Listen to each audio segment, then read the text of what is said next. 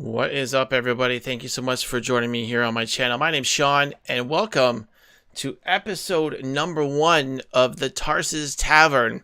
And you're wondering to yourself, what is the Tarsis Tavern? Well, your Tarsis Tavern is going to be your weekly source for everything related to the world of Anthem. So news, recent happenings, developments in the game, and we have a lot to talk about tonight and a lot to dissect. And I'm going to bring in my co-host here, Mr. Scotty Mac. Just 1 second here. So again, this is going to be a weekly program, 7 p.m. EST, that is just going to run everything down in the world of Anthem. So let's get Mr. Scotty Mac in here. Appreciate the Iron Raid off the hop, Brewski. And True, thank you for those follows. Really appreciate it. So let's get Mr. Scotty Mac in here. Mr. Scotty Mac, good evening, sir. Hey, Sean, how you doing? Good, buddy. Good, buddy. I think I need to turn you down just a touch, though. Okay, no worries. Try that now. Well, how do we sound now? Sound better. Perfect. All right, episode 1. Tarsis Tavern. We had a nice little raid off the hop too to get us started, which is awesome. Iron Raid. Perfect. Yes, it's a good way to get things started. So let's switch over to our This is the screen we're going to be using here. So the way that this is going to run, folks, is we're going to start off with 3 news topics. Yeah. So we're going to start off with 3 news topics, which we will dissect and break down, and then we'll move into a main topic, and then likely move into some gameplay, because I believe servers are up until at least 9 o'clock, they said. So we should be able to get some gameplay in while we discuss our main topic, and then we'll move into the Q&A portion of the program. So let's start off with the thing that they hit us on the head with at around 4 o'clock. I got a text or a message from Mr. Scotty Mac that BioWare had decided to open up all javelins. I'll bring it up here. All javelins in the Forge. And this comes back kind of off the back of a difficult weekend, I think. Scott, would you agree with this demo from a technical standpoint? Well, I think that overall, I would say that it was.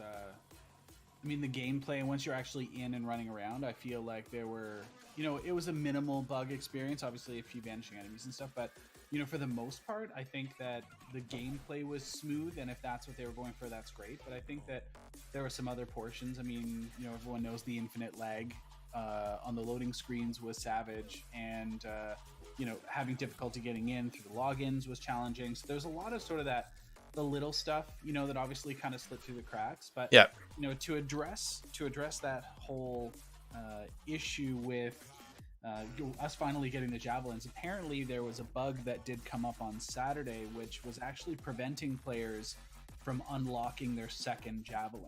Right. And I think this is what this is in direct relation to, this unlocking the entire Forge. Yeah, and I guess they had just gotten enough crap between that and why didn't you let us play all of them?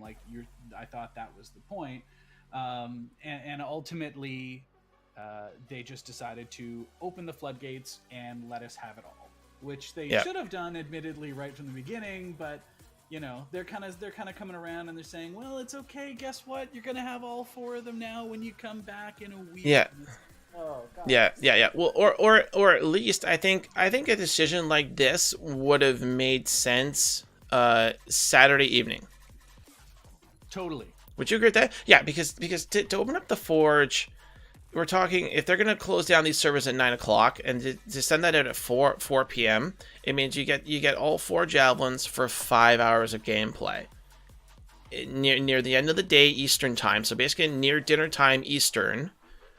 Right, where a significant amount of your player base is going to be, and I had no time to play. I mean, I had to get Little Savage ready, for dinner and do stuff around the house and that kind of thing. So if they were going to pull a move like this and admit, hey, you know what, we're going to give you guys an extra vinyl skin, we're going to give you guys the entire forge, do it Saturday evening, and that way that people can at least get some good time in over Saturday and then the full day Sunday until 9 o'clock. Now, don't get me wrong, this is awesome. The thing is, I think that actually lines up from a timing perspective, because think about how we actually executed, right? I mean, so we played at noon, right? We played at noon on Friday, or tried to. It was like probably 1 by the time we got in.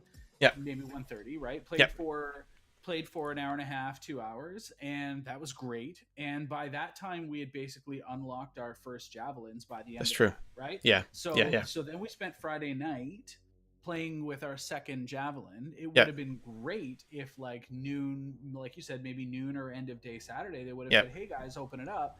Yeah. And I mean, we jammed Saturday night too, but like, I mean, it would have been great if we could have had access to a third javelin at that point, and then we could have played our fourth javelin on Sunday, right? Like, and it's weird because trying to cram all of it in, it's tough. And like you said, I mean, most of us adult, I mean, we exactly took Friday off from life to be able to game, and then you got to catch up on Sunday. Exactly. And I mean, Saturday night we had a good gameplay stream. I streamed for 5 hours yesterday, and if they would have opened it up Saturday afternoon, we could have got a good 5 hours in with three or four javelins, and got to see. Now the other thing that kind of confuses me with this tweet as well too, and in the wording, is as a further thank you, all 4 javelins are available now in the forge for players who played in this weekend's demo.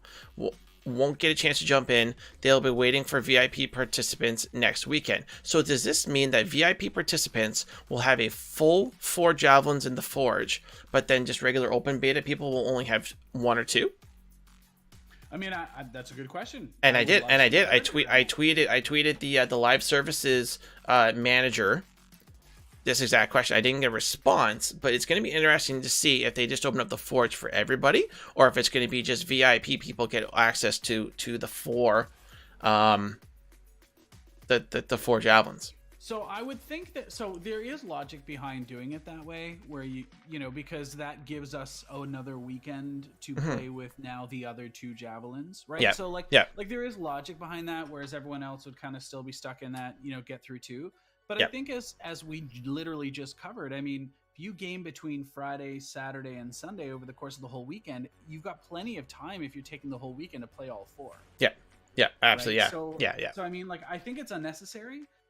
It's another way to kind of, promote your VIP status. And I get that. There's an argument to be made on both sides, but I just really like to see it, just have the floodgates open and just let everyone play everything. Now, that said, because we did have a limited selection, we really did have an opportunity to dive deep into all of the different loadouts and different skills and abilities and like all of the different types of gear that were available for the classes that we did select. Yeah. So we did get a really good experience with them as a result of the way that they did deploy it. So, I mean, say what you want. There's definitely pluses and minuses on both sides of the equation, I think. Yeah. Awesome. Yeah. So, I mean, kind of since we're on this topic already, I'll kind of just do them out of order here. In terms of the challenges that we saw with the demo, I mean, it's pretty obvious that there were some problems, login issues. The first stream that I did on Friday, the first 2 hours is basically just like a just chatting session, which was awesome because it gave us the opportunity to talk to people coming into the chat who had never seen the game before. So that was actually kind of, in a way, it was kind of cool. It was kind of good. We had a lot of good discussion. We watched some of the other developer videos and stuff like that. So it was kind of good. But Friday night, I definitely would say it was very, very difficult.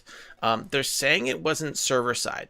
They're saying that they were ready server side for this game, just that ramping things up was a problem, which I think is fine for a launch like this in a AAA title like this. I mean, the hype for this game has been huge. And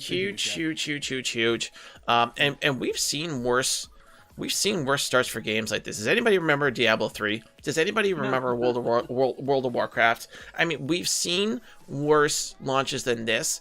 And the fact of the matter is, between both my broadcasts and the time that I put in kind of off broadcast, I've put in 20 plus hours in this game.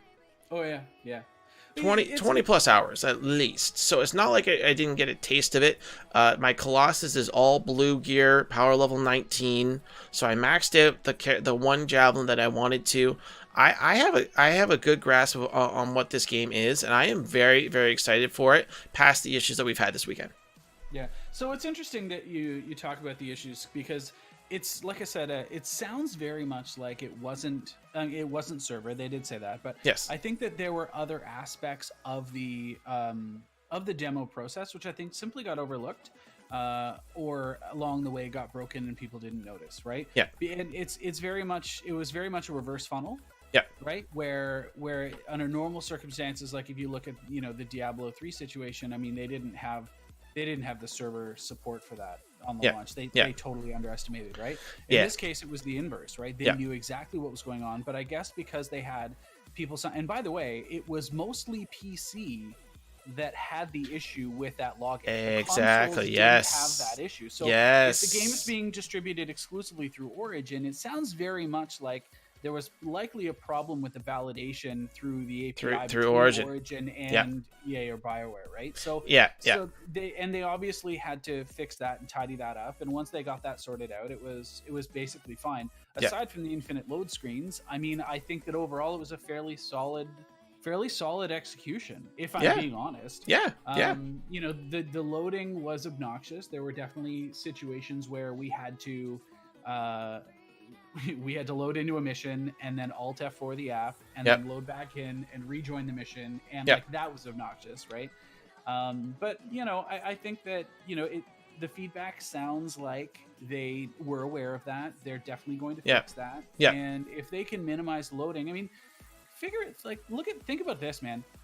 Did you ever have a hang or a load or a wait after you got into the world until you left the map? No. That's what I'm saying. Like once we were in, we were able to put in, and we put in 4-5 hour play sessions on my broadcast, and either Scott or Kieran or Joe was playing with us the entire time. Once we were in the game, it was good. Which is going to move us to our next topic here, Mr. Mac, is what are your initial impressions of the game overall through this demo? So I actually was really impressed with this game. So it should bear mentioning. My pedigree is very much rooted in ARPGs, as well as most of the BioWare titles that have come out. Right? I'm a hardcore RPG guy. Like, I've played every single Mass Effect through to completion 3 times. Like, this is literally the perfect baby of an ARPG style Diablo experience. And a Mass Effect game. And as far as I'm concerned, I mean, there really isn't anything better than those two things together in life, right? As long as they execute. So I mean, I'm gonna limit my conversations to the demo at this point because I think our main topic. I think so. So if we're just looking at the execution of the demo, the gameplay was fluid. The worlds were stunning, right? The game's beautiful. The game's beautiful. Straight up, the game's beautiful. The Vista landscapes were just amazing. We're like flying over, these awe-inspiring views, and just like the controls were great. It was gorgeous. The music was great. The gameplay was fantastic. It was cool. It was fast-paced. It wasn't choppy. There's so many good things that I can say about my impression of the game. I didn't really know a lot coming into it, and I can tell you that I was thoroughly impressed. Some comments from chat here. Zach says, I was impressed with the potential for customization of materials, colors, etc. Yes, that's awesome too. Kieran says vertically is amazeball. So I mean, the vertical scale is fantastic. Controls were great after tweaking. I agree too. Control settings and tweaking your sensitivity is definitely something. If you're gonna play on PC, you have to go in and fix that up and really turn down the sensitivities. I really hope that they get the swimming controls kind of settled down. I laugh at every single person that complains about swimming, because I guarantee you every single Yeah. one of us played it on PC. Yeah. So I played on controller. Yes. Right? Because that's like, for these types of games, that's my jam. But truthfully, if I could play with a fucking joystick and a mouse, I'd be in heaven. Yeah. This like WASD shit is for like just asking for carpal tunnel, right? Yes. But like I had zero issue with the swimming, with the flying, with Yeah. anything. Like the controller defaults everything to 30 sensitivity, and it's just a natural flow, I guess, with that, right? Yeah. So open demo, I am actually going to plug in my controller and play at least 1 or 2 play sessions with controller just to see how it feels. But in terms of swimming, I literally got to the point with the mouse controls with swimming where I would let other people in the Tyrant Mine go all the way to the end, and then I could see their characters on the other side, and then I would just slowly just creep through the water because they were all already on the other side, and not even try and navigate myself at all. Because it was it was so bad. It was so bad. You actually touch on another point, which I think is something that I really liked, but at the same time they need to tweak a little bit. So I did like that when you were in a proximity to one of your party members, they show up sort of like as a little icon on your mini map or a beacon or whatever that you can follow. Yeah. But if they're too far away from you, that beacon disappears. Yeah. And I think that if you're in a squad with somebody, I think that needs to be addressed. Like, if somebody goes too far away from me in an open world, I still want to know where they are. I still should be able to look for them on the map, and I should be able to find them. Right? Yeah, that's true. Yeah. What are your thoughts on the gunplay and combat? Since we're going through initial impressions there again. So it felt, like I said, it felt very familiar, right? It felt very much like a Mass Effect execution, especially with the perspective, right? So for me, that was really nice.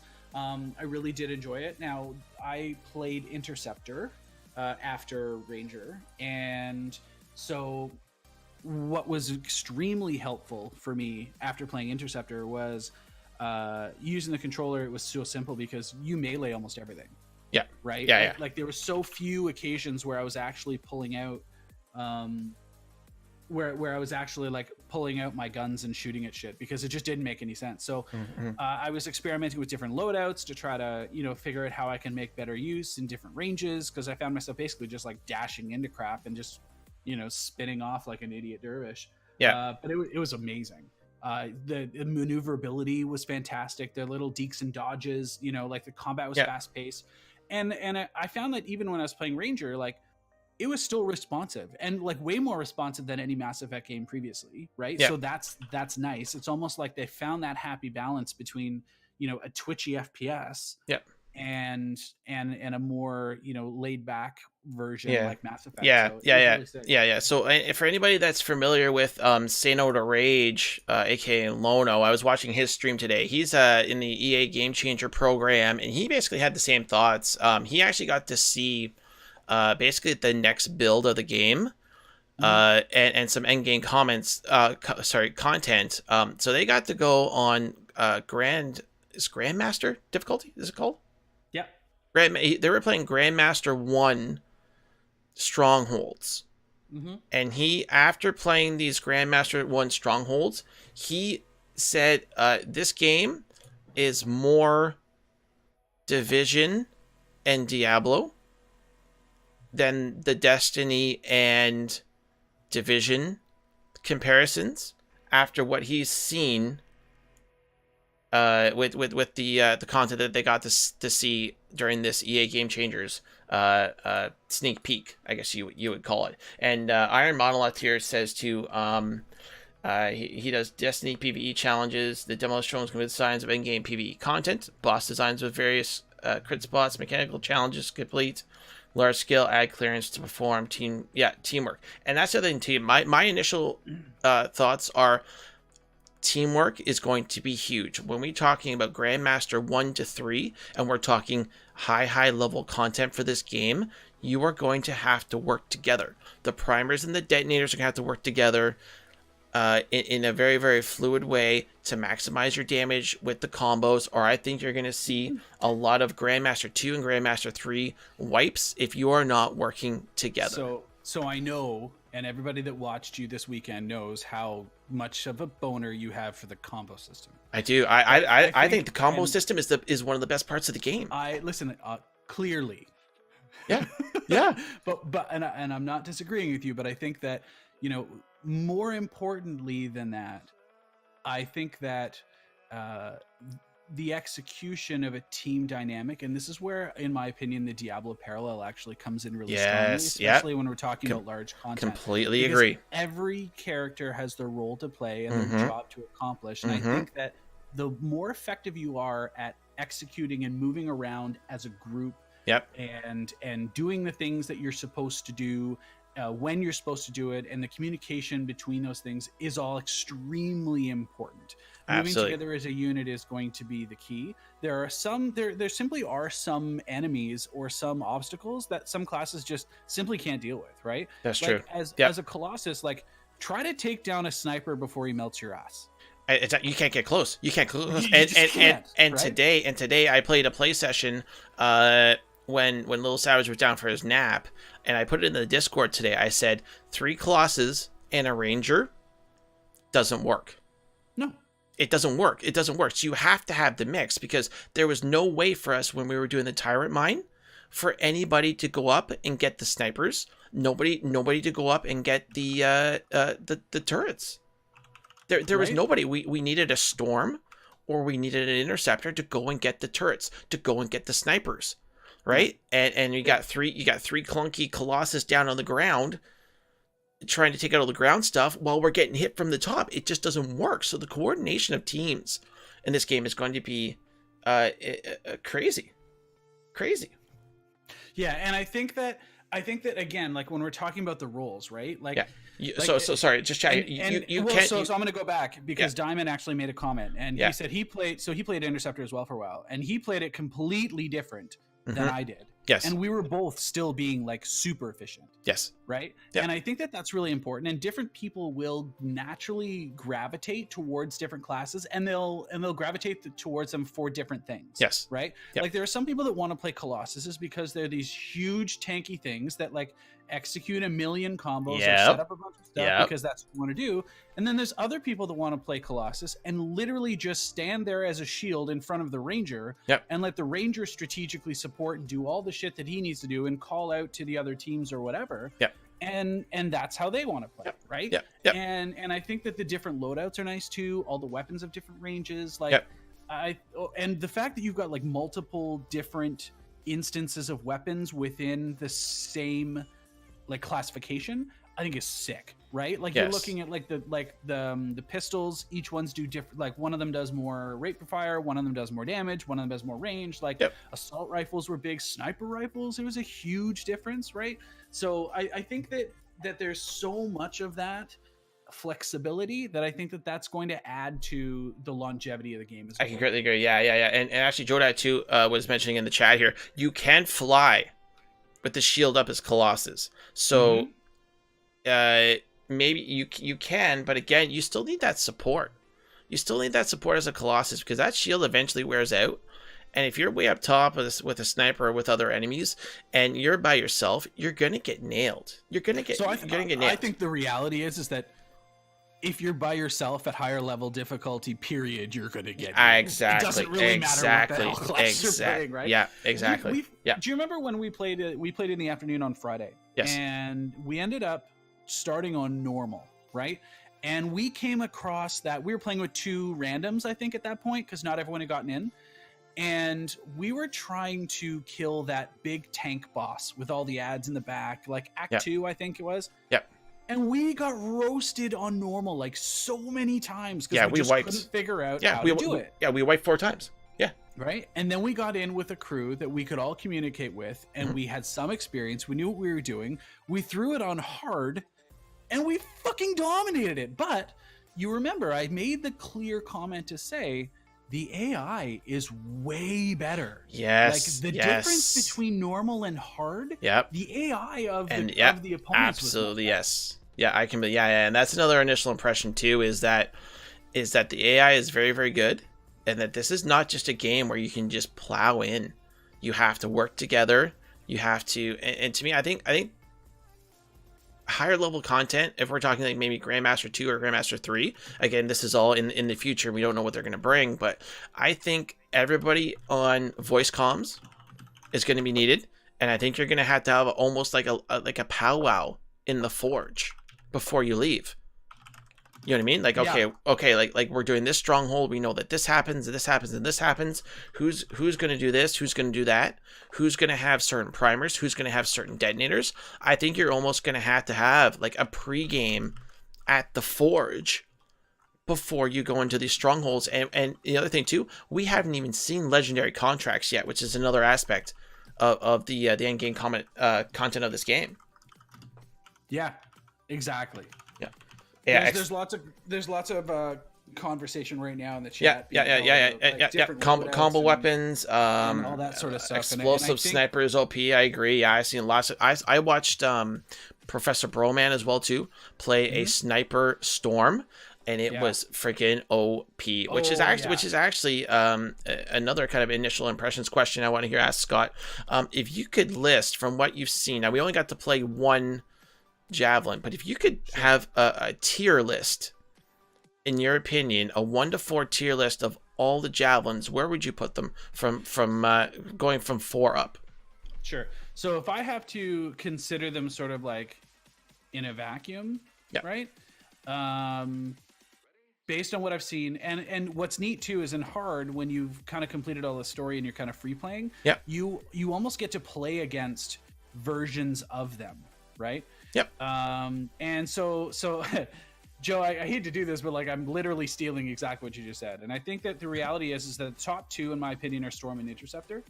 And I think it's in that order. Yep. But that those swap based on your preference of play style. Like if you like to mix it up and you like to play a little bit faster, then Interceptor probably is going to take the lead for you. Yeah. But like the Storm just has such a unique and a varied kit. Yeah, that I think that it's definitely more fun. The Ranger, I think they're actually good. I think they're actually gonna have to tweak some of the Storm's abilities, because I think the Storm right now is just straight up OP. And trying to play against them too, like it's just brutal, right? But yeah, I think that those are definitely the top 2. I like Ranger before Colossus myself, but really because all right. But again, like I didn't play Colossus either. Yep. So I don't really. Yep. I mean, the bottom 2 kind of for me don't rate as high. Yeah. So for me, it would go Storm, Interceptor again. Those 2 are either interchangeable depending on your play style. And then it would go Colossus at number 3 and Ranger at number 4. I just don't think we've seen enough of the Ranger yet in terms of the different elemental grenades and everything that is in the Ranger's kit. Maybe we'll see a little bit more of that at a higher level of content when we play in the open beta. But for me, the Colossus really, for me, it's the group javelin, right? It's going to be the one that's going to be very hard to solo with, but I think it's going to be almost needed to have a Colossus in the group. So if I were to play like solo, I would definitely go Storm, but if I'm in a group, I want to play Colossus. And the other thing too was, I talked about it over the weekend, was this flamethrower and lightning coil combination. I hated it. I tried it. I played. I hated it. For me, the Colossus, I wanted more. I guess more mid-range. So I went back to the autocannon. I went back to the railgun and the grenade launcher. For me. And the mortars too. I never actually got to try out a flame wall mortar, I think, which would have been interesting. And then the venom spitter I never got to. So there are other options for primer and detonator on the Colossus that I didn't get to try. But I did not like the flamethrower lightning coil combination, because you had to get too close. And again, if you weren't supported by your team, you were in close with 3 or 4 enemies, right? And you were lightning coiling and you were flamethrowing, which was great, and you were comboing. But then if there were more ads that came at you, or if there was an elite that came in at you with a shield, and you had no support around you, it was very, very difficult. It was very, very difficult. Yeah, I think that like in the grand scheme of things, you really get to play how you want, what you want, how you want, right? Yeah. And I think at the end of the day, that's the really big takeaway here. I don't think Rangers something to sleep on. I know that. Oh, neither do I. No. When we had the full 4 squad up with, I think it was Diamond that was playing with us on Friday night, right? Yeah. And we had the full 4 up for the squad, dude. Like it was crazy. The combos were going nuts, and I think that Ranger does a really good job with his like barrier as well to kind of help down to teammates, and does a really good job as well of just helping with that single target. Like when they combo, so whenever you get a combo, there's different things that happen, right? With the different javelins, and the interceptor gets an aura and whatever, but the Ranger does extra damage to whoever it was that they combo with, and I think that that's like super gross. So I think that actually it's going to be the Ranger that's actually the glue within a group, and I think that the best groups you're going to see are the ones and these are going to totally depend on like what environment, what mission and stuff you end up being on. Exactly. Again, I think I will be in every single one. Yes, and I think, like I said before, I think when you get into higher level content, Grandmaster 2, Grandmaster 3, you're going to have to be on voice comms with this game, and you're also going to have like a pre-game like Forge prep talk about what everybody's doing, what their job is. I mean, it's almost like freaking World of Warcraft-esque to talk about it. But I think it's really going to be super, super important. Just kind of getting some stuff out of the chat here. There's a reason there's 4 jabs. A proper group comp is one of each. Yep, that's right. Yeah, like I said, that the 3 Colossus, 1 Ranger I played in today was terrible. It was bad. It was bad. Yeah. But again, I think it really just comes down to knowing your role. Yeah. And I think that as long as you can communicate positioning and move as a team, then I think that's going to be the most important part. Yeah. And Iron Monolith says here, each javelin fits different people rather than everyone naturally being able to play everything. And I agree with that. And I think that's something that they've really, really done very, very well. I agree with this game. All right, so that's awesome. Yeah. Anything else out of the chat here? We're good. Kieran asked, actually, this would be an initial impressions question too. What do you think about starting at levels 10 to 15 and the demo one instead of starting right from the start? So there's a reason for that, and I found this out from watching some videos and stuff, and it's because at level, like, I think at level 10 is when all of your items and all of your slots open up. Because that's true. Like, you don't get your second weapon until like level 4. And you know what I mean? Things like that. So I think that 10 to 15 was a good sampling of when you get the actual framework of what it is that you're inevitably working towards. So I think that's why. Yeah. Awesome. Cool. All right. So what did you think of the crafting system, by the way? Okay. Crafting system in terms of initial impressions. I thought the crafting system was interesting because it linked in with the achievements. Oh, yeah. Right? We discussed this on stream, and actually that was something that I didn't even realize until you told me about it. Yeah, it was really cool. And I don't feel like the crafting system was very well explained, but there's a reason for that. And as I explained, I think it was on Saturday's broadcast, was they want you to get gear from completing missions and killing enemies. The crafted gear is to be serviceable. It is not to be the main way to get the top level gear or the gear that you need. And they've made that very, very open in any discussion in any dev stream. They do not want crafting to be the main source of gear. Yeah, so I think that it's interesting because what you don't want is another Destiny fiasco. Right? Like you don't want to, in order to get this new rare gun, you need to play at this exact time on this exact day, or that time and this day with this precise group in this precise place that might spawn if you're lucky, etc., etc., etc. If it's a blood moon on the 4th leap year, like fuck off, right? Yeah. But I think that what's neat is that it does allow you to enhance the things that you're already comfortable with doing. Yes. Right. So if you like shooting a specific sniper rifle and you're very good at it, then it gives you a methodology to continue your progression along the usage of that without necessarily relying on a drop to find it. And I think that in that instance, I think it's a really neat implementation. Yep. Awesome. All right. So we will do one more question here, moving on to our third kind of back and forth discussion topic before we move to our main topic discussion, and then we'll move into Q&A. The big one is, Mr. Scotty Mac, should you buy Anthem? So what's it cost? I believe it's 60. So like $59.99 or like I believe it's a full release price game, and depending on if you want the Legion of Dawn edition, I think Legion of Dawn is $100 unless you have EA Premier. So I mean, there's many different ways to get this game. It gets you the Legion of Dawn skins, the banner, and it got you access into the VIP demo. Okay, so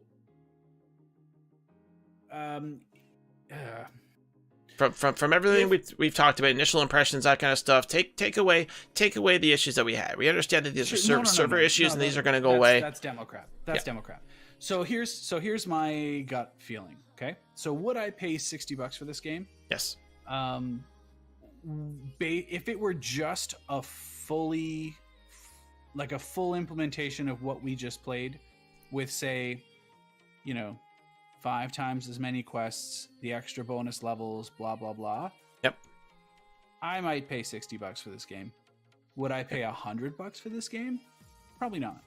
Yeah. So you would go regular edition, not deluxe on this. However, okay, if between now and then they start to show me exactly what I'm waiting for in terms of storyline, characterization, how big is the world, show me how deep that replay value actually is, show me how entrenched in here's the thing, is this Halo level story, Mass Effect level story? Well, Mass Effect is that's bad. Is it Halo level story? Yeah. If it's Halo level story, I'm snapping off $100 for this game. I would, without a question, right?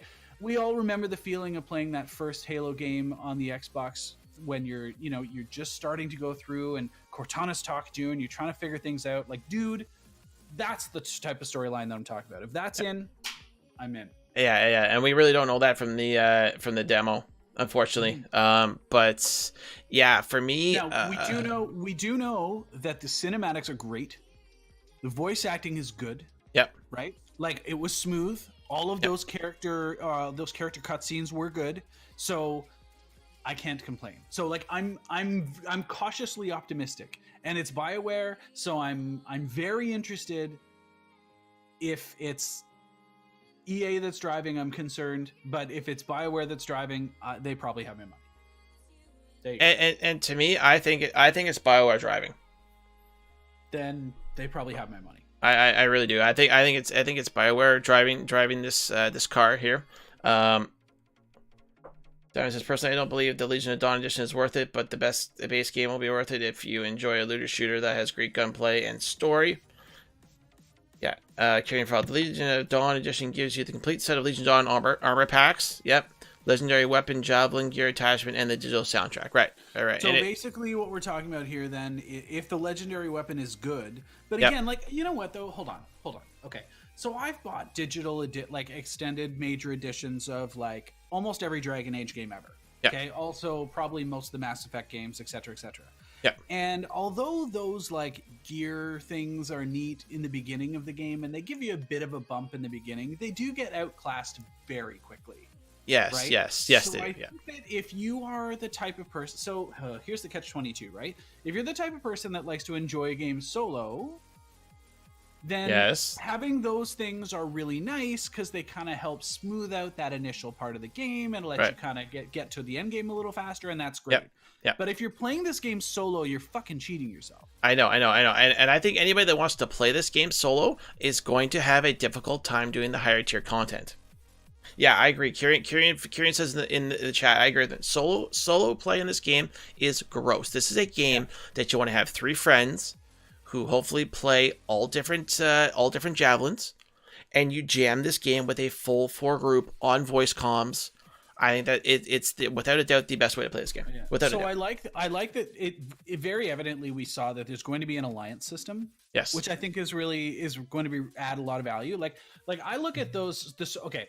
So the Diablo 3 parallels, and the only reason I've used Diablo 3 is I know almost everybody that. Oh, it's okay. No, like I said, I watched Stay No the Rage today, and he brought up Diablo 3 a number of times, and that the fact that it had that this Diablo 3-esque feel to it is actually what brought him into the game and made him believe in this game.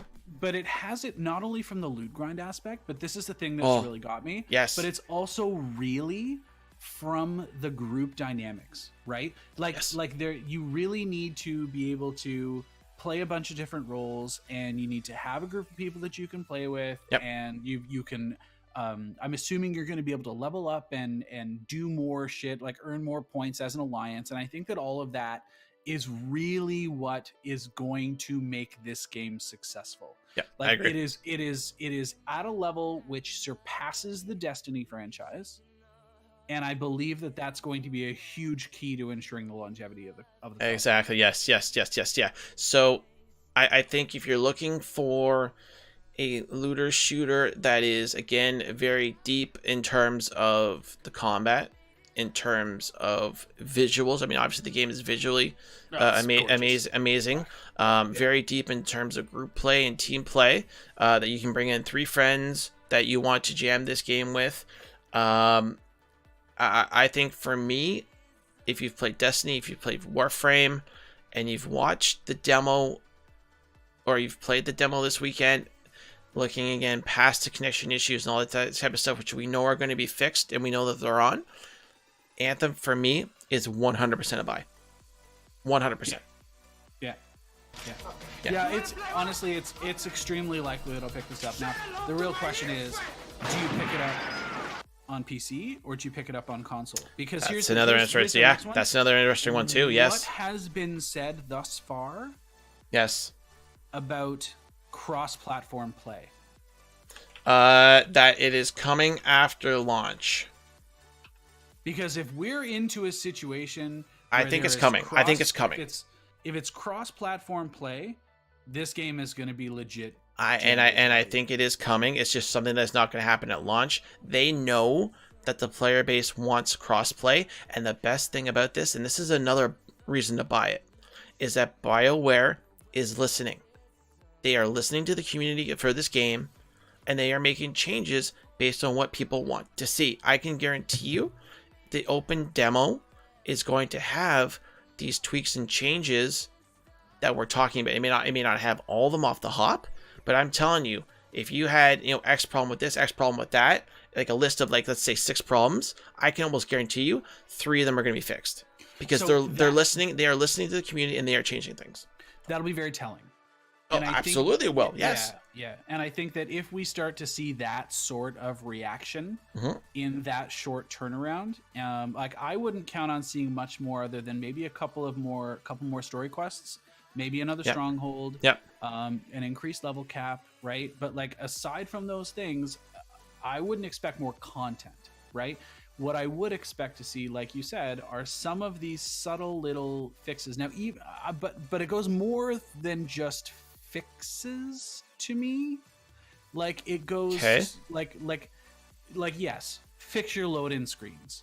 Right. Fix your login issues. UI needs fixes, that type of shit. Yeah, like, that shit's table stakes, right? Yeah. Like that. Like, I expect that to be done. If that's not done, then that's a tragedy, right? Yeah. But if they're really listening, and they are listening, and they do things like, hey, let's unlock all of these things, or hey, we heard you, the crafting system seems a little gross.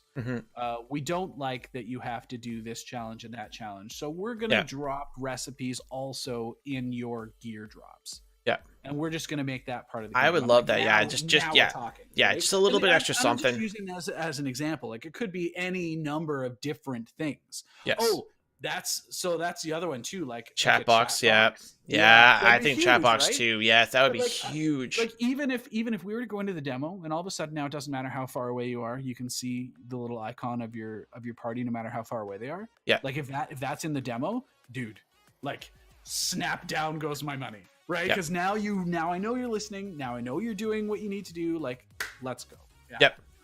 Yeah, and I think you'll see that from BioWare. And again, I think we have seen that BioWare is very much driving this car.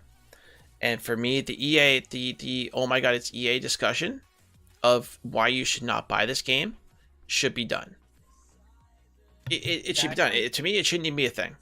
Yeah, Jeremy had the point in chat too. Like, EA is on such thin ice right now. Yeah. That if they go back on their word or change anything at all, they're gonna get murdered. If they even look at this game the wrong way. Yeah. If they even look at this game the wrong way, they are going to get destroyed by this community. Well, not only that, I think it'll actually be the last time that a company of BioWare's clout or any of those types of games go to EA in terms of production. Exactly. I think the world. The gaming world is watching what happens with Anthem, because I think there's a ton of people out there who are just waiting. They're like, okay, they're gonna put loot boxes in this. They're gonna put loot boxes in this, right? Right. And there's people with the friggin' pitchforks waiting for them to put loot boxes in this game, and then turn around and say, "Hey, I told you so. You dropped $60, you dropped $100 on this game, and I fucking told you so." But I don't think it's gonna happen. I don't think it's... Yeah, I agree. There's no sense being a whiner about EA, and I don't think there's any reason to not purchase this game because it is an EA title. Yep. Awesome. Okay, so I think that does it for our initial discussion topics here. We'll move into the main topic discussion and maybe get some gameplay loaded up here. Let's load up our origins and stuff here because we still have an hour of the demo left.